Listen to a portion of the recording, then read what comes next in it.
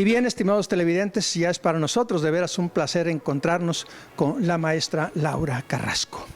Maestra, qué gusto de veras saludarlo luego de que pues ya sabemos un poco de su trayectoria, que ya la conocimos un poco, pues saber que nos honra en este programa pues una figura de su talla. Esto nos honra mucho de veras. Muchas gracias por la invitación. Y me da mucho gusto. Y bueno, a partir de su instrumento que usted domina, todos son admiraciones para nosotros, ¿verdad? Y esto pues es un orgullo también para acá. ¿Cómo se da este encuentro con el órgano? Yo pensaría, ignorante de mí, que primero fue el piano o el violín a los tales años y luego ya pasó al órgano, pero estoy hablando de caminos comunes, recorridos y no necesariamente imprescindibles. ¿Cómo está esto?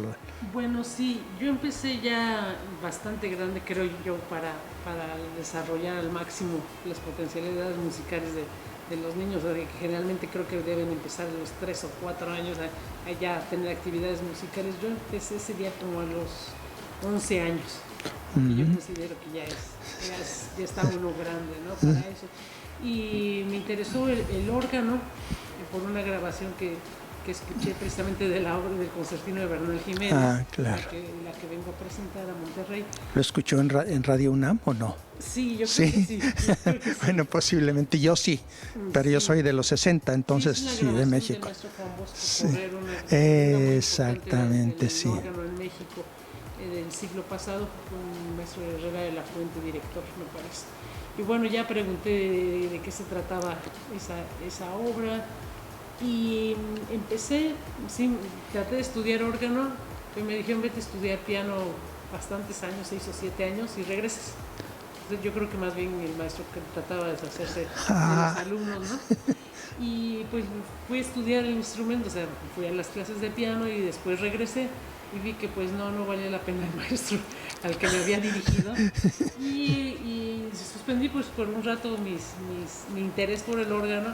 Trabajé más bien en música de cámara, en música en pequeños conjuntos instrumentales, hasta que tuve la oportunidad de ir a los Estados Unidos con una beca precisamente como parte de un grupo de música de cámara.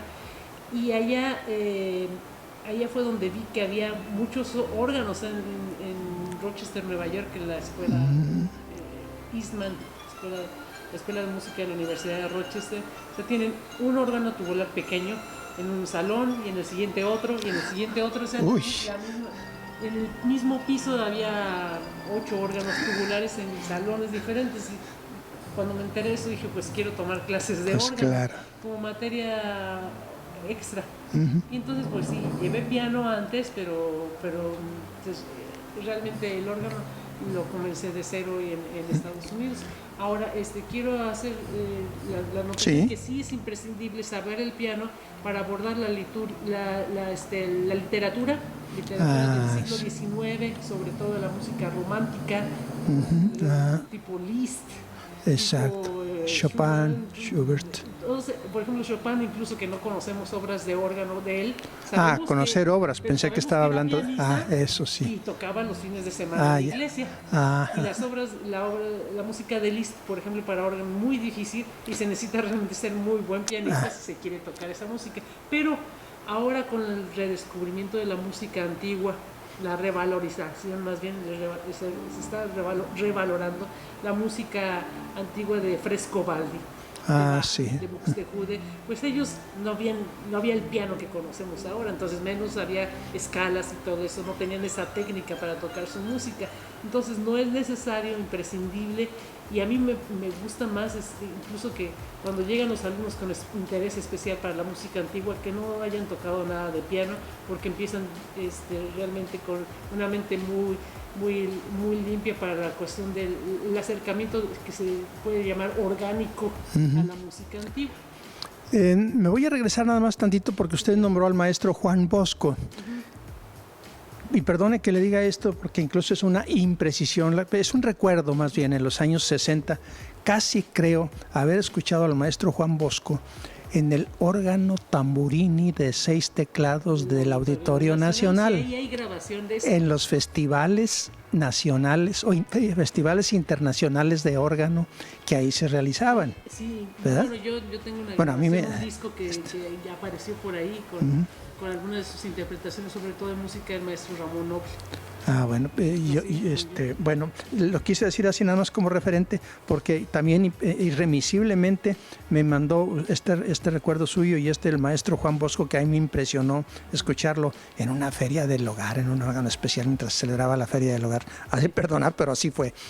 Pero lo que más recuerdo es que gracias a eso conocí la obra de Oliver Messiaen, con una obra que se llama La Ascensión a los Cielos, vamos a decir, la Ascensión, algo así que, bueno, yo joven, ex seminarista, y llegué y escuché eso cuando yo en Saltillo, Coahuila, donde usted ya estuvo ahí, que ya tiene recuerdos, bueno, en un órgano Hammond, ya eléctrico, también escuché el cantado por un sacerdote, tocado por un sacerdote a las 12 de la noche. En fin, que las reminiscencias a las que me está devolviendo usted a las cuestiones del órgano son muy hondas, muy profundas, y ya las agradezco.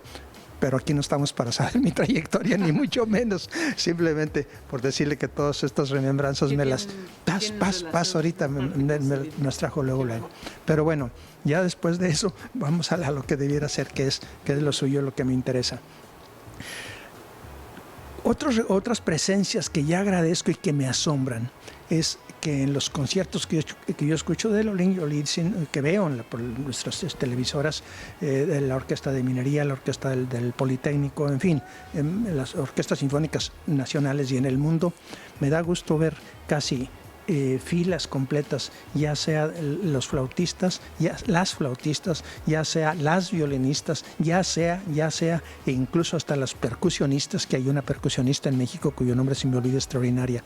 En fin, Gabriela Jiménez, me parece que sí, me parece que es percusionista de talla internacional, ¿verdad? Exacto, pero bueno, la presencia de la mujer, y ahora, bueno, la presencia en su caso, que no creo que sea la única, de una mujer organista, pero como que ha ido ganando espacios en las representaciones orquestales, la mujer, y no hablo por cuestiones feministas ni nada, sino sé que es por su talento en primer lugar.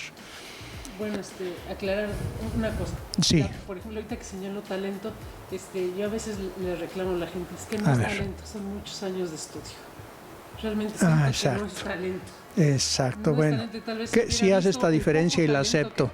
Sí. Vez hubiera estudiado otra cosa. Más trabajo. Muchos años en más trabajo. Ha sido muchísimo trabajo. Perfecto. Entonces, qué buena rectificación me hace y muy válida, claro, porque yo también caigo mucho talento, en eso, sí. Se sientan y tocan y no necesitaban estudiar o escuchan una vez la canción en internet y la cantan como Plácido Domingo, pero esto ha sido muy triste. Pero lo suyo es importantísimo lo que me está diciendo, porque también tenemos sobrados casos de que por el talento ni se estudia ni se prepara, porque si al cabo tengo talento, y llega el que no lo tiene y el que trabaja más y el que es trabajo y el que es estudioso y le dice con permiso.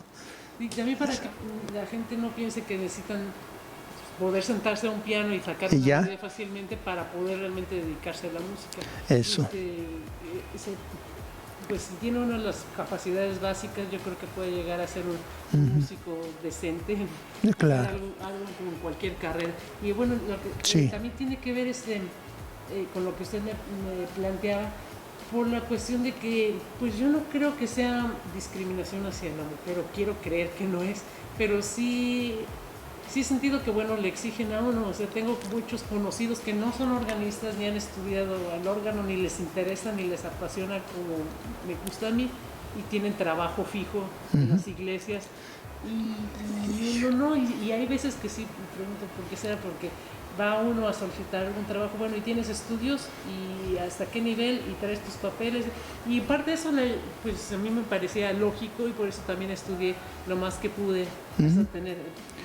Y acreditados y todo, pero doctorado en órgano, fíjese nada más. Entonces, pues llegué a lo máximo, hice mi máximo esfuerzo, y si no les gusta, o si hay un error, o si no les interesa que trabaje en algún lugar, pues ya yo hice mi mejor papel. O sea, también eso lo forza a uno, y creo que eso sí lo he comentado con algunas otras personas, me han hecho notar mujeres de que se nos exige más. Esa es una cuestión. Pues creo que es bueno, y digo, de todas maneras todos deberíamos prepararnos al máximo de nuestras posibilidades para lo que nos desarrollamos. En ese sentido, y perdone que insista, y esta es una pregunta también de género, perdone, pero lo hago sin todos estos... Es parte de pronto de la realidad, es decir, en su caso, por ser mujer, dificultades técnicas particulares de su género, o son las dificultades que cualquier organista puede tener? Me lo contesta ahorita, permítame un respiro, vamos a tomarnos tantito para dejarla meditar tantito su respuesta.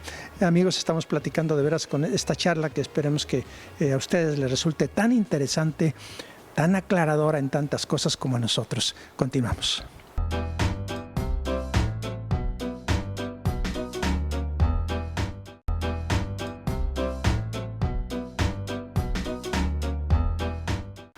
Bueno, amigos, pues estamos platicando con nuestra querida amiga Laura Carrasco, y ya le digo así, tenemos 15 minutos de tratarnos, y perdonen la osadía, pero ya me nace platicarle así con él. Primero con admiración y por supuesto con respeto. Sí, hay algunas dificultades técnicas extra para aprender el órgano, ¿o no? Bueno, su pregunta me trae a la memoria esa dificultad técnica que dicen algunos manuales para instrumentos de alientos de hace 200 años. Obviamente sí, no son recomendables para las mujercitas porque se les van a inflar los cachetes y las mejillas y se van a ver muy mal. Entonces ahí sí hay una dificultad técnica que había para ellas.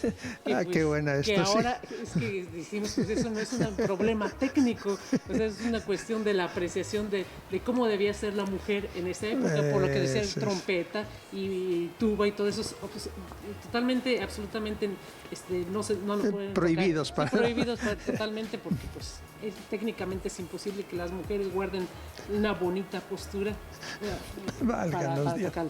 Entonces no, en realidad no hay ningún problema. No hay ninguno, es trabajo. Y sí, bueno, podríamos decir que tal vez hubiera algún problema si jugara fútbol americano, porque pues los demás, los contrincantes contra hombres fundamentalmente pues son de otro tamaño y la fuerza natural que tiene muscularmente el hombre, pero no, pues incluso en cuanto a fuerza, no se necesita mucha fuerza para tocar el órgano. Así que ese no es un problema así encontrado en muchos lugares, sobre todo en nuestro país, que por ejemplo he ido con algún amigo cantante a un programa de voz y órgano. Entonces llego y nos dicen, bueno, podemos pasar a ver el instrumento para ensayar en la noche el concierto, así.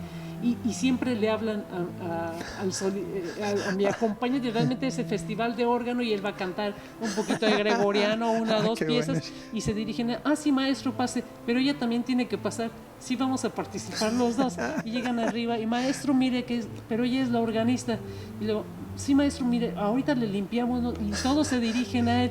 Y les digo, bueno, ya lo acepta uno culturalmente, no me voy a pelear con el sacristán, con el dueño cultural de la iglesia. Les digo, no hay cuestión problema. Cultural y de prejuicios. No vamos muchos prejuicios. Y bueno, al respecto también, no digo el lugar, pero me invitaron a tocar un concierto. Informalmente me dijeron, maestro, ¿por qué no coordinamos un recital en este pequeño pueblo que acaban de restaurar, arreglar su organito que tiene, ha de ser uno de los más antiguos del país? O sea, a mí me interesa mucho, pero están en unas regiones con mucho arraigo todavía étnico, etcétera, y alguien me dijo, te aconsejo que no vayas, van a pensar que les profanaste su instrumento, o por el contrario, que bueno, si lo tocaste tan bien, que debes quedarte a vivir en el pueblo. Entonces son unas cuestiones que uno debe aceptar. Culturalmente hay cierta diferencia con la cuestión de que uno es mujer y pues ha de tomarlo en cuenta, no llegar valientemente a donde sea, porque hay cuestiones culturales también que abordar. Bueno, están aflorando mis prejuicios, estimados televidentes, y perdonen, me propongo siempre superarlos, pero bueno, ahora voy a otro posible prejuicio nada más, que sería obras que a usted, y a esto sí se los pregunto, lo mismo, bueno, se lo acabo de preguntar a nuestro trompetista que acaba de estar en este espacio también, con quien hice un café con Ángel, pero me refiero particularmente a los autores, que a usted le atraigan más y se le hagan más dificultosos para composiciones de órgano. ¿Cómo entra en ese sentido usted? ¿Sus preferidos y los que hay, caray, de pronto batalla? Bueno, mis preferidos, pues yo creo que en particular mi obra favorita es precisamente el concertino de Miguel Bernal Jiménez. Es una obra que creo que al público le va a gustar mucho. Es una pieza muy accesible. Es muy accesible para todos, y no es muy difícil de tocar ni para orquesta. Para el órgano es mediana dificultad, pero es una obra que goza uno estudiándola, tocándola, y creo que es mi obra favorita para órgano. Actualmente también estoy trabajando bastante en la primera ejecución moderna de la obra integral que se conoce de José Antonio Gómez, un compositor que fue organista de la Catedral de la Ciudad de México, fue el titular ahí durante muchos años, y que no se conozca ni una de sus piezas y que no se hayan vuelto a tocar desde que murió, al parecer no se han vuelto a tocar. Entonces, y además que es música muy bonita, dice uno, ¿qué pasa?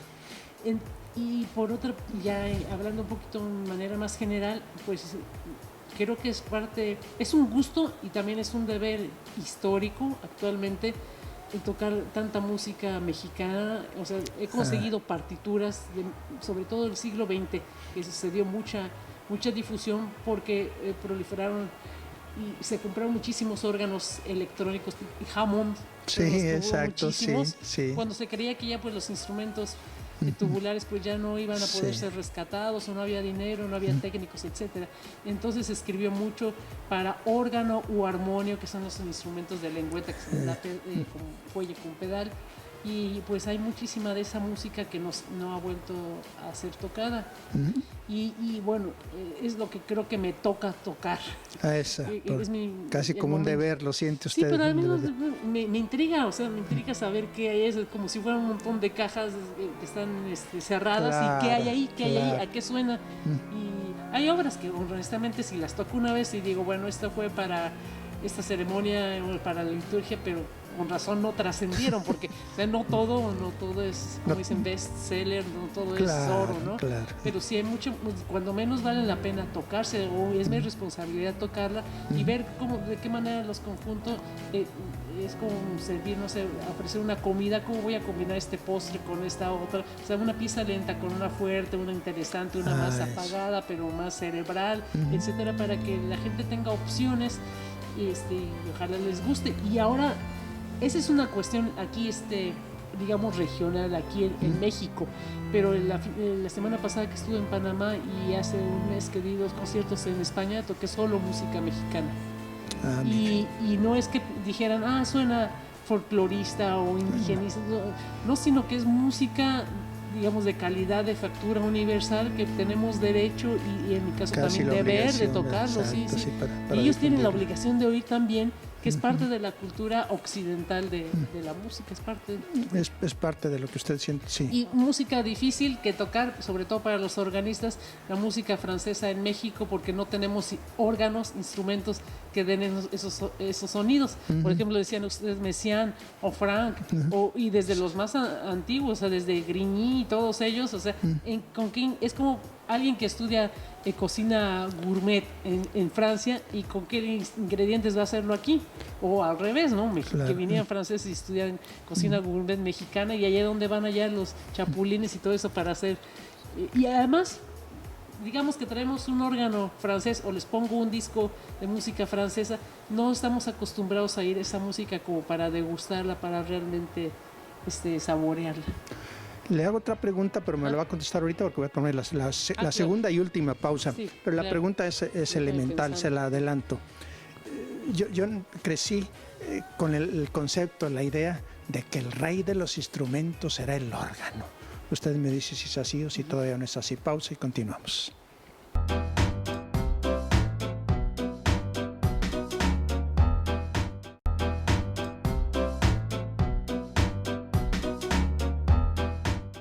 Maestra, el órgano es el rey de los instrumentos.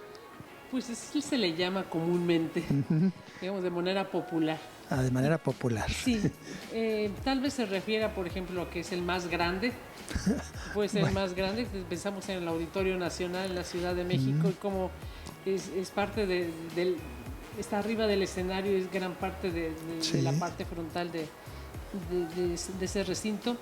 Ahora, también puede ser el más fuerte, o sea, si lo comparamos individualmente contra todos los demás instrumentos, ninguno puede tocar más fuerte que él, si pone todos los registros en volumen. Si se pone todos los registros, pues no hay quien le gane en volumen. Incluso se puede poner versus la orquesta. Entonces, y es casi el mismo volumen.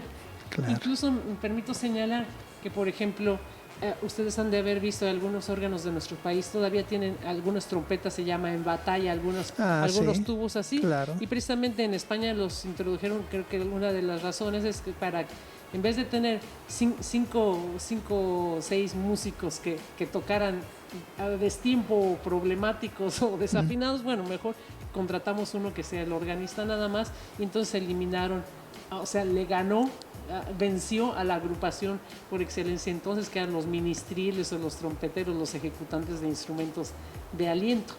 Entonces, bueno, sí, por una parte, de otra manera en que puede ser el rey de los instrumentos es que sobre todo el órgano de teatro, o más, sí, de auditorio, como en Estados Unidos se le conoce. Entonces son instrumentos que imitan todos los instrumentos de la orquesta. Tiene hasta piano ahí, o sea, son instrumentos de tubos, incluso tienen pianos de cola por ahí arriba para la hora de que se acciona un piano de verdad. Y tienen maracas y tienen flautas, o sea, siendo de tubos, de todas maneras tienen esos aditamentos, platillos de verdad, etcétera, de tal manera que es una orquesta en sí, que sobre todo se utilizaba para música popular, que también había mucho en hoteles. En hoteles, claro. Ahora que fui a Panamá me decían que uno de los hoteles ahí donó para una iglesia un instrumento que tenían ahí de ese tipo, pero es más bien de tipo para música popular o para imitar a la orquesta o para acompañar, por ejemplo, las películas mudas también. Entonces, en ese sentido se podría decir que es el rey, porque podemos sustituir a la orquesta con un poco de imaginación y mucho dinero con un instrumento realmente grande. Pero bueno, todos los instrumentos tienen sus características particulares y no creo que realmente musicalmente haya esa superioridad. Una cuestión más, sí. es la amplitud, llega a los sonidos más graves y los más agudos. Entonces en ese momento sí tiene mayores recursos que los demás instrumentos. Cambio rápidamente ya para ir a las últimas preguntas y agradeciendo su tiempo. Países que ha visitado. Pues varios, pero así. Continentes, a lo mejor más fácil, bueno, ¿no? A ver, países aquí en Latinoamérica, bueno, en América, bueno, en Estados Unidos, Chile, Panamá, en Europa, pues, la República Checa, Alemania, Austria, España, Italia, Francia, esos son los de he tocado. Liechtenstein también, que es un principado. Sí. Creo que ya los dije todos. Y en Asia, Japón. ¿Compone? No, bueno, hay que aclarar que en la carrera de organista no crean ustedes que uno se sentó y órgano, se lleva todo un montón de materias, un grupo de materias complementarias que como la carrera de dentista no se la pasan sacando dientes nada más, sino que llevan un montón de materias, un grupo de conocimientos extra. Entonces dentro de ello lleva una composición, lleva armonía, lleva apreciación musical, lleva crítica musical, lleva muchísimas materias, entre ellas composición, pero no, sí he compuesto algunas cosas, pero es una carrera diferente, como las diferentes áreas de medicina. ¿Y la vida familiar? Pues bien. ¿Qué le voy a decir? Hasta la Ahorita próxima. la que me acompaña más es mi mamá a los viajes. Mis hermanos también son músicos, pero fundamentalmente mi mamá es la que me acompaña en los viajes, está también por aquí conmigo. Ella se dedica a las artes plásticas, más bien. Mire. Y mi papá era médico. Sí. Eso es. Y ahorita que mencionó lo de composición, también quiero señalar que hay ahora que fui a Panamá y en España presenté también música de la compositora Ana Lara, por lo que usted decía, las cuestiones de género. Hay compositoras también he presentado programas íntegros de música hecha por mujeres. Por ejemplo, un programa me pidieron para el Festival Internacional de Órgano de Guanajuato ya hace varios años, que incluso se hizo la premier de una obra de una mexicana, Ana Paola Santillán. El año pasado aquí en Saltillo, en el festival, presenté una obra de Dora Vera de Chiapas, compositora profesional para soprano, mezzosoprano y órgano, y la obra de Ana Paola Santillán. Ahí he presentado programas integrados totalmente de música de compositoras, o sea que estamos tratando de trabajar en esto de la música satisfactoriamente. Pues maestra Laura Carrasco, de veras qué honor de haberla tenido aquí con nosotros, asomarnos a su muchas obra. Gracias por el interés, sobre todo para el instrumento. Y, Sí. y algo que sí les deseo a todos aquí es que me han comentado varias cosas acerca de los instrumentos de tubos que todavía sobreviven en Sí. esta ciudad, y con el progreso que veo, nunca había estado tanto tiempo en Monterrey, sobre lo de paso para Saltillo. Entonces, con el nivel económico que veo en la ciudad y con el nivel cultural, Sí. tienen orquesta y tienen estaciones de radio y de televisión, etcétera. Y 2 equipos de fútbol y uno de béisbol. Entonces creo que uno de los siguientes pasos en el progreso de la ciudad sería la restauración o limpieza, lo que fuera, de un órgano de tubos, y a ver qué tal funciona, porque sería una magnífica adición no solo a la vida religiosa, que dignificaría, y es parte básica según los reglamentos de la iglesia, el órgano de tubos, sino que parte de la vida cultural de su ciudad. Sería una adición muy relevante. Pues si su reclamo, por llamarlo así, requiere firmas, pues está la de nosotros, por supuesto, la de mi querido compañero camarógrafo, que lo acabo de involucrar. Falta gente interesada, de aquí a alguien que se sienta la conexión con alguno de esos instrumentos, y empezar por un avalúo, y no creo que sea... El de Catedral me han dicho que es bastante difícil de restaurar, pero creo que hay dos o tres más pequeños y en mejor estado, que les deseo lo mejor para que alguno de ellos esté en condiciones de ser tocado pronto. Y bueno, ya si viene el reestreno, pues ya yo será encantadísimo. Sí. Claro, muchas gracias. Qué gusto saludarla, maestra Devedas, enhorabuena. Gracias. Que haya sido muy grata su estancia en nuestra ciudad y que regrese. Gracias. Nuestros mejores deseos. Y a ustedes, estimados televidentes, gracias, muchas gracias. Esto fue Café con Ángel.